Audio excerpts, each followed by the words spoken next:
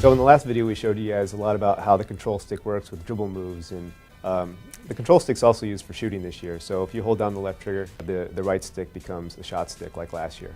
There's an option to flip that, but we really encourage all you guys just to try out the control stick the way that it's set up default in the game right now. Once you master it, it really is just a way better way to play the game. On offense, when you're getting crowded, you can push the control stick away from the defender if you wanted to protect that ball. Same thing Kobe would do in real life.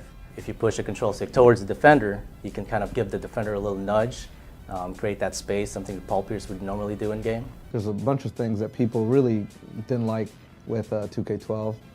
Speed was one thing.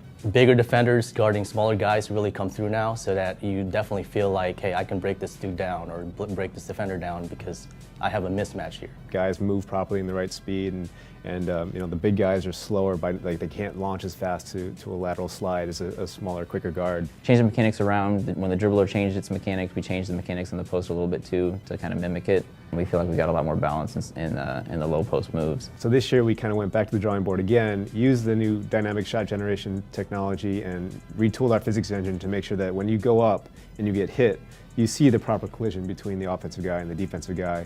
And the cool thing about it is when you get into the air or as you're landing, you'll always see something different when you attack the basket. So you'll see guys, you know, go up strong.